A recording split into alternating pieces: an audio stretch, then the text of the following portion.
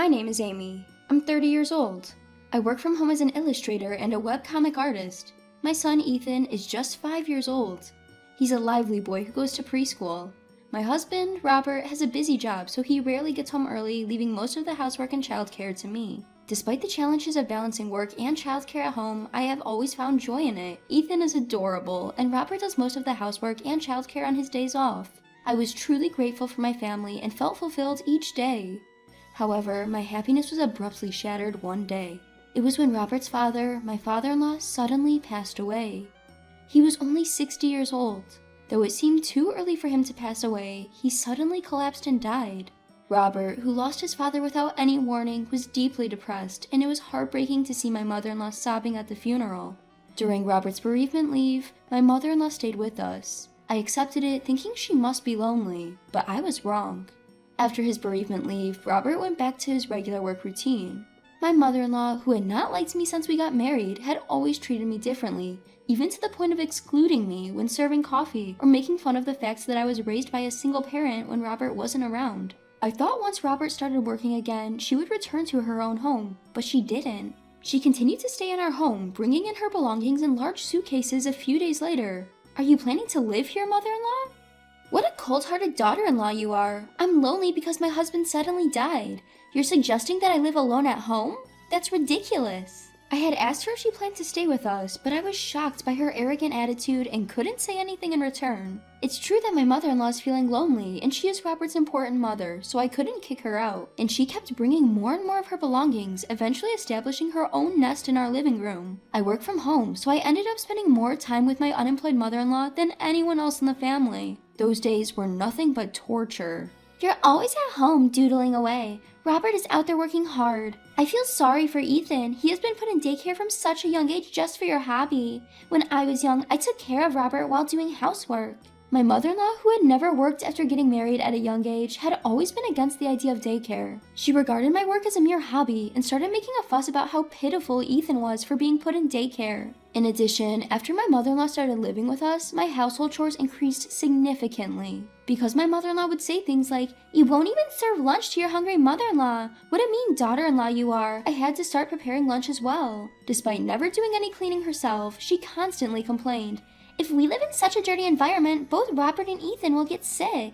She kept nagging me to clean every nook and cranny while I was working, which took up more of my time. No matter how much housework piles up, work deadlines do not wait. If I'm working late into the night, my mother-in-law would say, "Poor Ethan, he doesn't even have his mom to play with him," while she simply watches TV. I've often thought about discussing the issues with Robert, but in his presence, my mother-in-law puts on a gentle facade. Besides, Robert is currently immersed in a significant work project. Not wanting him to feel stressed at home as well, I decided to endure the situation. With my passivity contributing to the problem, my mother-in-law grew increasingly overbearing. She refused to eat the lunches I prepared, complaining, "This is awful. You're trying to kill me with this overly seasoned food." She even started demanding money for dining out, often asking for more than $250. I questioned whether she really needed that much even just for dining out. However, she angrily retorted, "Are you telling me not to have fun? I want to go to the casino. Are you saying a poor widow like me shouldn't enjoy the casino? You're the worst daughter-in-law ever." Left with no other choice, I reluctantly gave her the money. Her demands for housework and money escalated day by day. Between work, housekeeping, parenting, and being my mother-in-law's punching bag, I felt at my wit's end.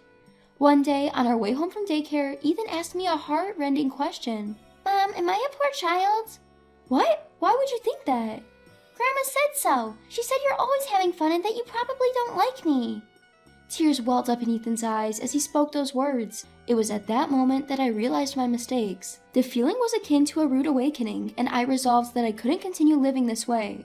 I was wrong to believe that I alone should bear this burden. My mother-in-law had gone so far as to convince Ethan that children who attend daycare are pitiful and that his mom is always just having fun drawing. I decided to put an end to this lifestyle.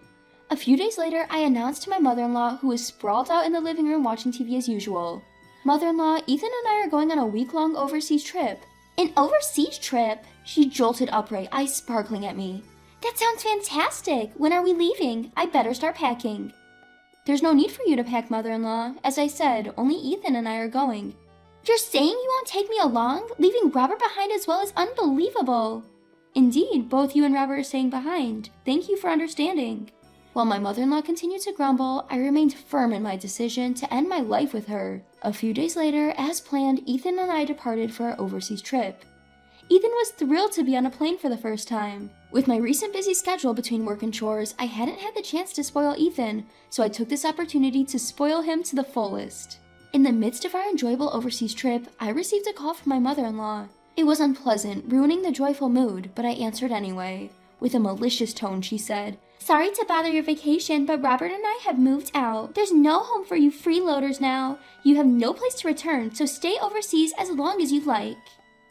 "Is that so? Thank you for letting us know." She seemed surprised by my indifferent response, but I wasn't surprised at all. Rather, I was thankful to her for letting me know everything was going according to plan. After our enjoyable days overseas, Ethan and I returned home to our new house.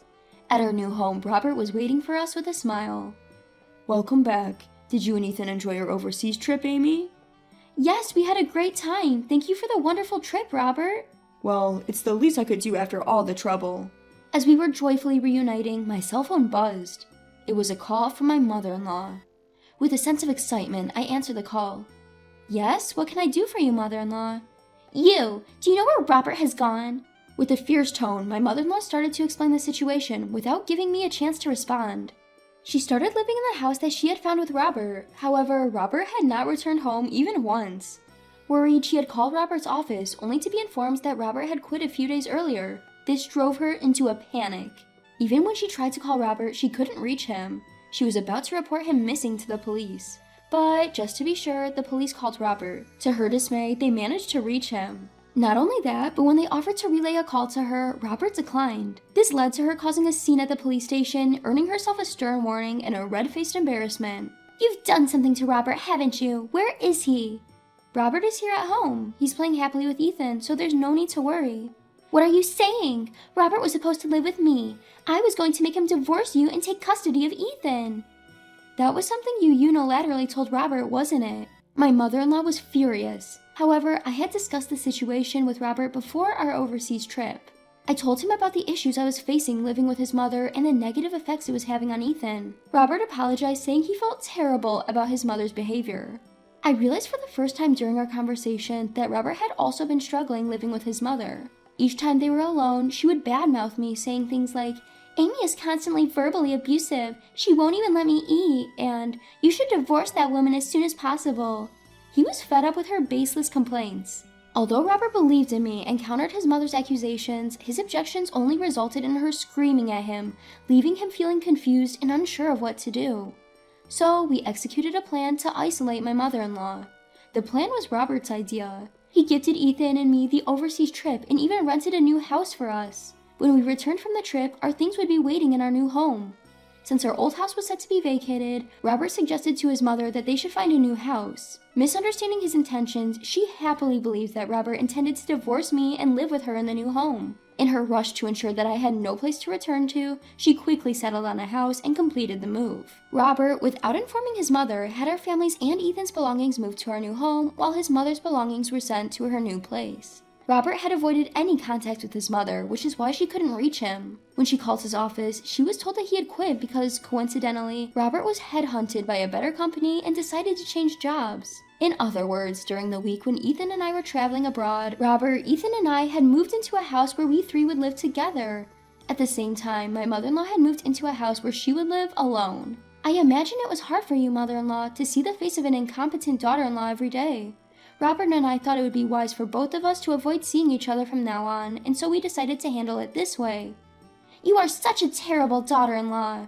When I explained the situation, my mother-in-law yelled at me over the phone. Robert, sighing at the voice of his mother leaking out, came up to me, subtly took over the phone, but she kept insulting me without noticing. "All you do is draw doodles like a child and don't work. Robert doesn't need a wife like you. He must have found you annoying. It would have been better if Ethan wasn't born as your son. Ethan and Robert are both really pitiful." "Mom, so you always used to shout at Amy like that, huh?"